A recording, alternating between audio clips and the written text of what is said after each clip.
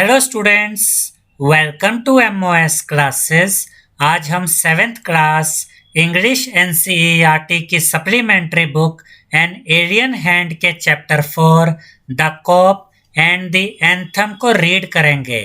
याद रखिएगा स्टूडेंट्स कि इस वीडियो के नीचे डिस्क्रिप्शन बॉक्स में हमने अपनी सभी वीडियोस के लिंक दिए हुए हैं, तो इस वीडियो के नीचे डिस्क्रिप्शन बॉक्स में जाकर आप हमारी सभी वीडियोस को देख सकते हैं।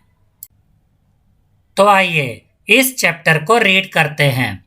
यहाँ पर इस पैराग्राफ में हमसे ये कहा गया है स्टूडेंट्स कि क्या कभी आपने अपने आप को ऐसी सिचुएशन में पाया है जहाँ पर आप सोचते कुछ है और हो कुछ जाता है, और अगर आप ऐसी सिचुएशन से निकल चुके हैं तो आप ये समझ सकते हैं कि कितना परेशानी भरा होता है और ये कितना उलझन भरा होता है। और ये जो कहानी आप पढ़ने जा रहे हैं उसमें ऐसी बहुत सारी सिचुएशंस हैं जिसमें एक आदमी सोपी, जिसका नाम है सोपी, वो सोचता कुछ है लेकिन हो कुछ जाता है। अब यहाँ पर हमें ये 3 पॉइंट्स दिए गए हैं। पहला पॉइंट है कि सोपी एक बेघर और बेरोजगार आदमी था। दूसरा पॉइंट है कि ठंड जल्दी आ रही है और सोपी को रहने के लिए एक जगह चाहिए। और तीसरा पॉइंट है सोपी अंत में एक फैसले पर पहुंचता है।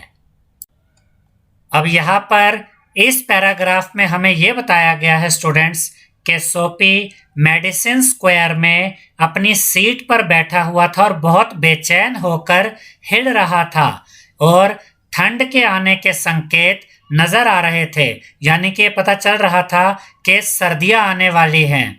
जो बर्ड्स थे, पक्षियां थे, उन्होंने दक्षिण की तरफ जाना, साउथ की तरफ जाना शुरू कर दिया और अब लोगों को गर्म कोटों की जरूरत महसूस होने लगी थी। और सोपी पार्क में अपने बेंच पर, अपनी सीट पर बेचैन होकर हिल रहा था, यानी वो पार्क में एक बेंच पर बैठा हुआ था और वो बेचैनी से हिल रहा था। और जब आप ऐसे संकेत देखें, ऐसे साइन देखें, तो इसका ये मतलब है कि सर्दियां जल्दी ही आने वाली हैं। इसके बाद इस पैराग्राफ में हमें ये बताया गया है स्टूडेंट्स कि एक सूखी पत्ती सोपी के पैरों पर आकर गिरी और ये एक संकेत था कि सर्दियां आने वाली हैं। और मेडिसिन स्क्वायर में रहने वाले हर व्यक्ति के लिए ये सर्दियों की तैयारी का समय था। सोपी को भी इस बात का एहसास था कि अब समय आ गया था और इन सर्दियों में खुद को बचाने के लिए उसे कोई तरीका खोजना होगा। इसीलिए वो अपनी सीट पर बैठा हुआ बेचैनी से हिल रहा था। और इसके बाद इस पैराग्राफ में हमें ये बताया गया है स्टूडेंट्स कि सर्दियों के लिए सोपी की जो उम्मीदें थी वो बहुत ऊंची नहीं थी, यानी वो बहुत ज़्यादा नहीं सोच रहा था कि मैं यहाँ जाऊँगा, वहाँ जाऊँगा। उसने बस एक ही जगह जाने की सोची जिसके बारे में अभी हम पढ़ेंगे।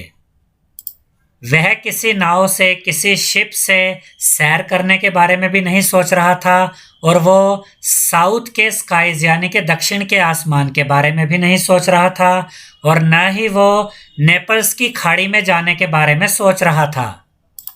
वह तो केवल ब्लैकवेल आइलैंड पे, यानी कि ब्लैकवेल द्वीप पर जो जेल थी, वह उस जेल में 3 महीने रहना चाहता था, 3 महीने बिताना चाहता था, क्योंकि वहां पर 3 महीने तक उसको हर रोज खाना मिलता और रात को बिस्तर भी मिलता और 3 महीने तक वो ठंडी हवाओं से भी बचा रहता और पुलिस से भी बचा रहता। तो यही वो चीज थी जो इस दुनिया में सोपी सबसे ज्यादा इस समय चाहता था।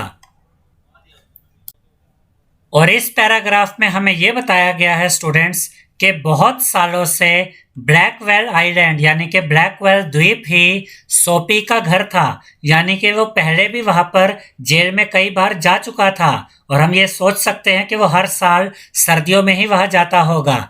और यहाँ पर हमें ये बताया गया है कि न्यूयॉर्क के जो अमीर लोग होते हैं वो तो फ्लोरिडा जाने का प्लान बनाते थे या फिर मेडिटरेनियन सी जाने का प्लान बनाते थे, लेकिन सोपी एक ही प्लान बना रहा था कि किसी तरह से वह उस आइलैंड पे, ब्लैकवेल आइलैंड पे जो जेल बनी है, वहां किसी तरह पहुंच जाए।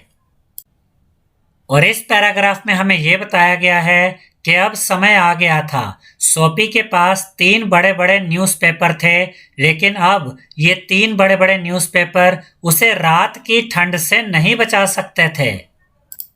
उसके बाद इस पैराग्राफ में हमें ये बताया गया है कि इसीलिए सोपी उस आइलैंड पर जाने के बारे में सोच रहा था, और शहर में भी ऐसी जगह थी जहां पर जाकर सोपी खाना ले सकता था, खाना मांग सकता था, और उसको बिस्तर भी मिल सकता था शहर में, और वो एक बिल्डिंग से दूसरी बिल्डिंग में घूम घूम कर सर्दियों का समय भी बिता सकता था।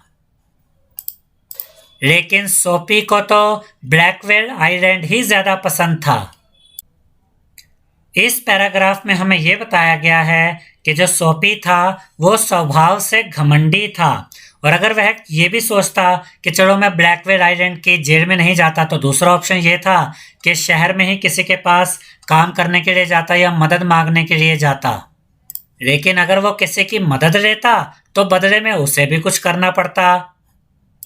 और वे लोग सोपी से पैसे तो नहीं मांगते, लेकिन वो उससे नहाने के लिए कहते, उससे बहुत सारे क्वेश्चन पूछते, और उसके जीवन के बारे में, उसकी लाइफ के बारे में सब कुछ जानना चाहते। इसीलिए वो किसी के पास जाना नहीं चाहता था। तब उसने सोचा कि नहीं, जेल ही एक बेहतर जगह है, वहां पर उसे कुछ रूल्स को तो मानना पड़ेगा, लेकिन फिर भी जेल में वो एक जेंटलमैन वाली लाइफ होती है जो वो अपनी मर्जी से जी सकता है। और यहाँ पर हमें ये बताया गया है स्टूडेंट्स कि फिर सोपी ने आइलैंड पर जाने का फैसला कर लिया, और फिर वो अपनी डिजायर की तरफ, अपनी अभिलाषा की तरफ बढ़ने लगा। इसके बाद यहाँ पर हमें ये 3 पॉइंट्स दिए गए हैं। पहला पॉइंट है कि सोपी ने कानून के खिलाफ जाने की पूरी कोशिश की, और उसके बाद सेकंड पॉइंट है कि उसने 3 ट्रिक्स ट्राई की, लेकिन सभी बेकार गया, यानी कि 3 बार उसने ट्राई किया कि किसी तरह से वो जेल चला जाए, लेकिन हर बार वो फेल हो गया। और थर्ड पॉइंट ये है कि इस डर से कि अब कोई पुलिस वाला उसे नहीं पकड़ेगा, यह सोचकर सोपी दुखी हो गया। कॉप का मतलब होता है पुलिस वाला। इसके बाद इस पैराग्राफ में यह बताया गया है कि ऐसा करने के बहुत से आसान तरीके थे, यानी कि वो ये सोच रहा था, सोपी ये सोच रहा था कि जेल जाने के बहुत से आसान तरीके थे। इनमें से सबसे अच्छा तरीका तो ये था कि वह किसी अच्छे से रेस्टोरेंट में डिनर करता, उसके बाद वो कह देता कि मेरे पास तो पैसे ही नहीं हैं, और फिर एक पुलिस वाले को बुलाया जाता, और फिर वो पुलिस वाला सब कुछ चुपचाप कर देता। पुलिस वाला उसे अरेस्ट करता और उसे जज के सामने ले जाता, और फिर बाकी का काम जज कर देता, और इस तरह से जो सोपी है वो जेल चला जाता। ये तरीका सोपी के लिए सबसे आसान था जो उसे लग रहा था। और इसके बाद इस पैराग्राफ में हमें यह बताया गया है कि सोपी अपनी सीट छोड़कर मेडिसिन स्क्वायर से अब उस जगह पर गया जहां पर ब्रॉडवे नाम की एक सड़क थी जो कि 5th एवेन्यू से मिलती थी। और फिर इस जगह को पार करके जो सोपी था वो ब्रॉडवे पर उत्तर की तरफ यानी कि नॉर्थ की तरफ चल पड़ा। और फिर सोपी एक बड़े और चमकदार रेस्टोरेंट के सामने रुक गया। ये वही रेस्टोरेंट था, ये वही जगह थी जहां पर सबसे अच्छा खाना मिलता था, और हर शाम सबसे बढ़िया कपड़े पहनकर यहाँ पर सबसे बढ़िया लोग आते थे। और इस पैराग्राफ में हमें यह बताया गया है कि सोपी को विश्वास था कि वह अपने पैरों पर ठीक ठाक दिखता था, यानी कि सोपी ये सोच रहा था कि मैं ठीक ठाक दिखता हूँ। उसका चेहरा साफ था, ये सोपी सोच रहा था, और उसे लगता था कि उसका कोट भी बहुत अच्छा था, और अगर वह किसी तरह से इस होटल के किसी टेबल तक पहुंच जाए तो उसे विश्वास था कि जीत उसकी ही होगी, यानी उसके बाद तो वो जेल चला ही जाएगा।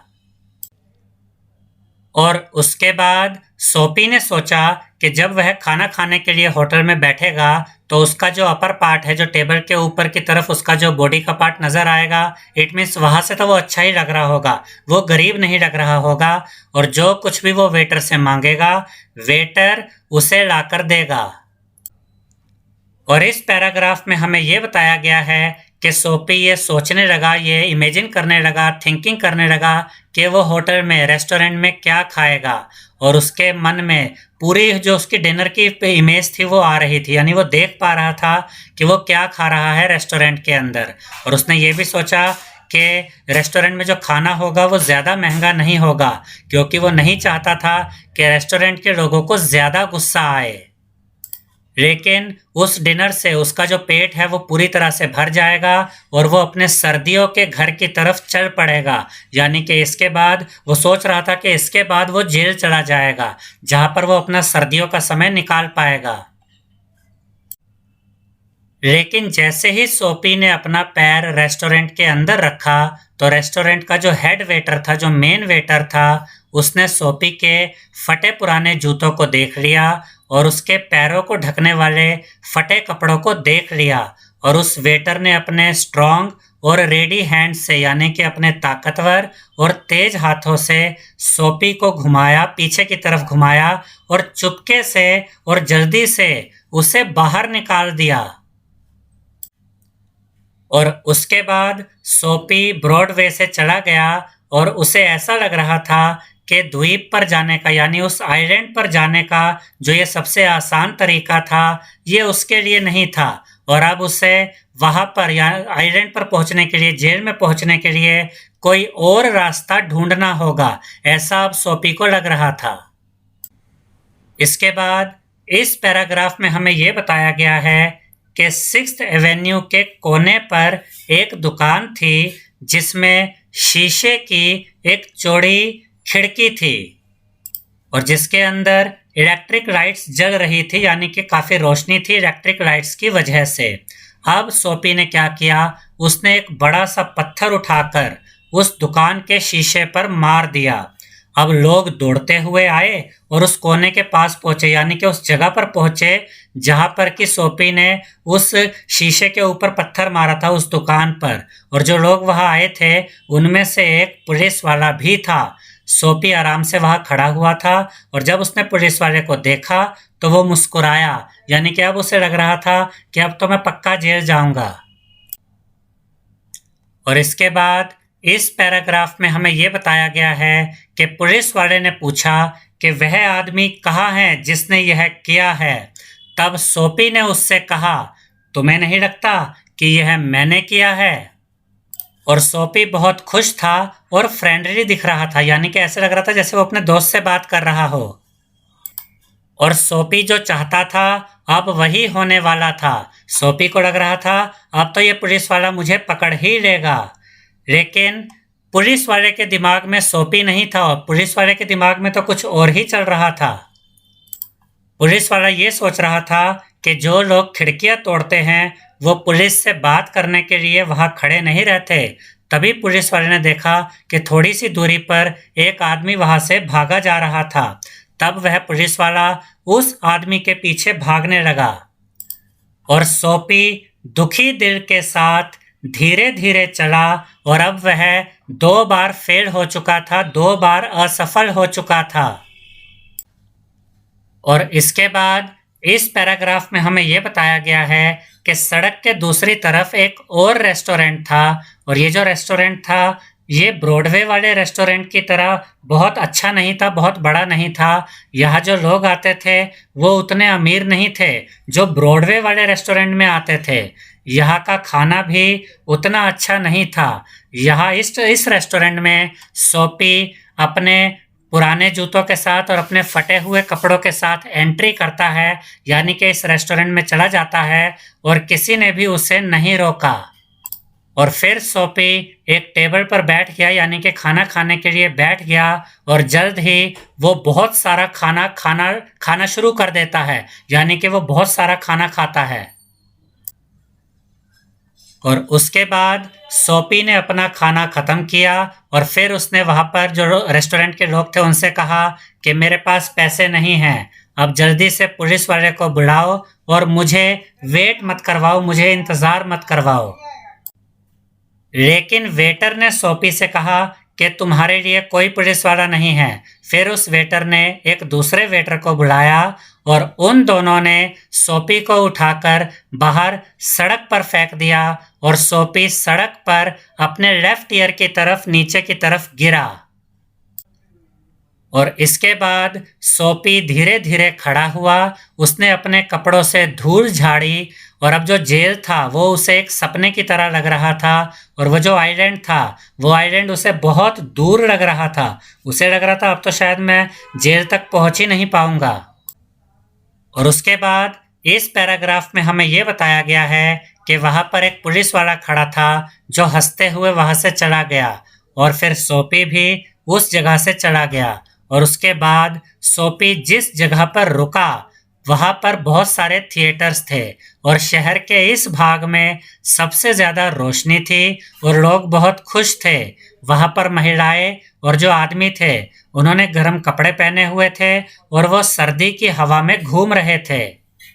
और तभी सोपी को अचानक से इस डर का एहसास हुआ कि मुझे कोई पुलिस वाला नहीं पकड़ेगा, क्योंकि अगर कोई पुलिस वाला सोपी को नहीं पकड़ता और उसे जेल नहीं भेजता तो सोपी के लिए सर्दियों में बहुत मुश्किल हो जाती।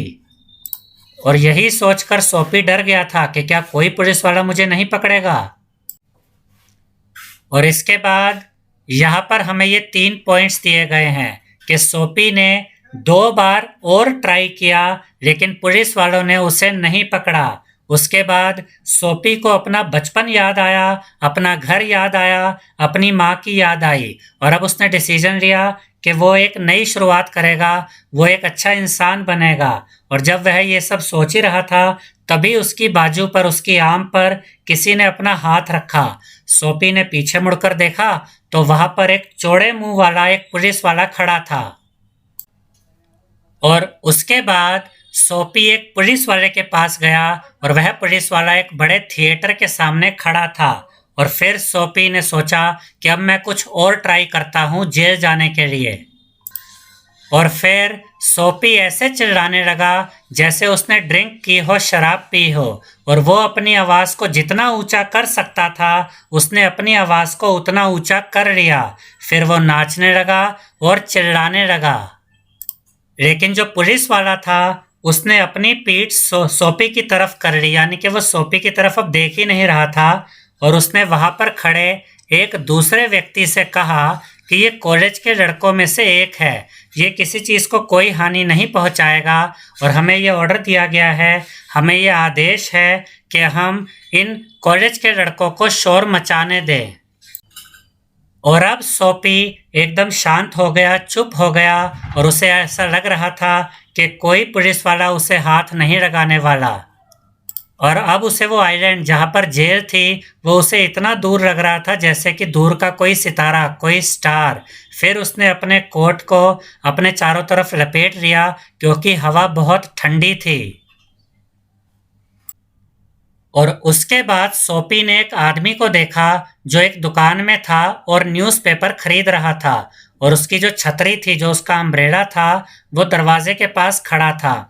सोपी धीरे से दुकान के अंदर गया, उसने छतरी को यानी अम्ब्रेला को उठाया और धीरे धीरे बाहर की तरफ जाने लगा।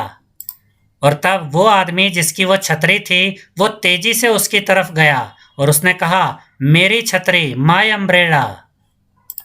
तब सोपी ने उस आदमी से कहा, अच्छा तो ये तुम्हारी छतरी है, तुम किसी पुलिस वाले को क्यों नहीं बुलाते?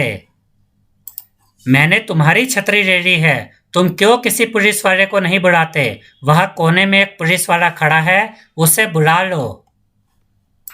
और फिर वह आदमी जिसकी की छतरी थी वो धीरे धीरे चलने लगा, सोपी भी धीरे धीरे चलने लगा।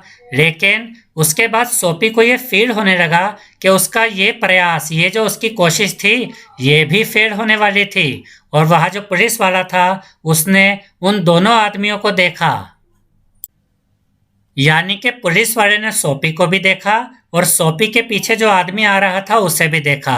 अब हुआ ये था कि वो जो आदमी पीछे पीछे आ रहा था ये छतरी उसकी भी नहीं थी, उसने भी ये छतरी किसी रेस्टोरेंट से ही उठाई थी। तो वो सोपी से कहता है कि अगर ये छतरी तुम्हारी है, मुझे नहीं पता ये कैसे हो गया, मुझे माफ़ कर दो, मुझे तो ये छतरी रेस्टोरेंट से मिली थी, अगर यह छतरी तुम्हारी है, यानी कि उसे ये लग रहा था कि ये अम्ब्रेला तो सोपी का है और ये उसे वापस लेकर जा रहा है। तो वो आदमी खुद सोपी से डर रहा था कि मैंने इसका अम्ब्रेला चुरा लिया था, कहीं ये मुझे पकड़वा ना दे। और तब सोफी गुस्से में चिल्लाया, ये मेरा है। एक्चुअली वो आदमी बार बार कह रहा था ये तुम्हारा अम्ब्रेला है, तुम्हारा अम्ब्रेला है। तो सोफी को गुस्सा आ गया और उसने गुस्से में चिल्लाकर कहा, ये मेरा अम्ब्रेला है। और फिर वो जो आदमी सोफी के पीछे पीछे आ रहा था वो वहां से चला गया और वो जो पुलिस वाला वहां पर खड़ा था वो एक महिला को सड़क पार कराने में मदद करने लगा और सोफी वहां से ईस्ट की तरफ, पूरब की तरफ चला गया। और सोफी ने अपनी पूरी ताकत से उस अम्ब्रेला को, उस छतरी को फेंक दिया। फिर वो अपने आप से पुलिस वालों के बारे में सोचने लगा, बात करने लगा और अपने आप से वो ये बात कर रहा था कि वो पुलिस वालों के बारे में क्या सोचता है, क्योंकि वह खुद अरेस्ट होना चाहता था। तो सभी पुलिस वाले ये सोच रहे थे कि वो कोई राजा है। ये वो अपने आप से बात कर रहा था कि मैं तो गिरफ्तार होना चाहता हूँ, लेकिन ये सभी पुलिस वाले ऐसे सोच रहे हैं जैसे कि मैं कोई राजा हूँ और मैं कोई गलत काम कर ही नहीं सकता, मैंने कोई गलत काम किया ही नहीं है। और उसके बाद सोफी एक ऐसी सड़क पर आ गया जो बहुत ही क्वाइट थी, बहुत ही शांत थी। और फिर वो मेडिसिन स्क्वायर की ओर चलने लगा और वह अपने घर जा रहा था। हालांकि उसका घर पार्क की एक सीट थी, यानी कि वो पार्क की तरफ जा रहा था, अपनी उस सीट पर जहां वो रहता था। और उसके बाद इस पैराग्राफ में हमें यह बताया गया है कि एक शांत कोने पर आकर सोफी रुक गया। यहाँ पर उसके बचपन का घर था और उस घर की खिड़की से रोशनी आ रही थी, हल्की सी रोशनी आ रही थी। और यहाँ पर उसका लिविंग रूम हुआ करता था जहाँ पर उसने खुशी के और शांति के बहुत से पल बिताए थे। और ये जो स्वीट सा म्यूजिक, ये जो मधुर सा म्यूजिक सोफी के कानों में आ रहा था, इसकी वजह से सोफी अब वहां पर रुक गया, अपने घर के सामने रुक गया और उसे बचपन की यादें आने लगी। और इसके बाद इस पैराग्राफ में हमसे ये कहा गया है कि ऊपर जो चांद था वो शांत और चमकदार था और बहुत कम लोग थे जो उस जगह से गुजर रहे थे। और सोफी पक्षियों की आवाज़ों को सुन सकता था और जो म्यूज़िक की आवाज़ उसके घर से आ रही थी उसकी वजह से सोफी वहीं पर रुक गया, क्योंकि सोफी इस म्यूज़िक को, इस संगीत को पहचानता था। और उन दिनों में जब वह अपने घर में रहता था उसके जीवन में माँ थी, फूल थे, ऊंची आशाएं थी, दोस्त थे, साफ विचार थे और साफ कपड़े थे। और इस पैराग्राफ में हमें यह बताया गया है कि अचानक से सोफी की आत्मा में एक अद्भुत सा बदलाव आया और उसने डर के साथ इस बात को सोचा कि वो कितना गिर चुका है। उसने अपने बेकार के दिनों को, गलत इच्छाओं को, मर चुकी उम्मीदों को और खोई हुई मानसिक शक्ति को देखा। और पल भर में उसके दिल ने उसकी आत्मा में इस बदलाव का जवाब दिया, यानी कि उसके मन से ये आवाज आई कि अब वह अपने जीवन को बदलने के लिए लड़ेगा और वह अपने आप को इस कीचड़ से बाहर निकालेगा और वह एक अच्छा इंसान बनेगा। और इसके बाद सोफी ने सोचा कि अभी भी समय था, वह अभी जवान ही था, वह अपने जीवन के उद्देश्य को फिर से ढूंढेगा और उस उद्देश्य को पूरा करने के लिए काम करेगा।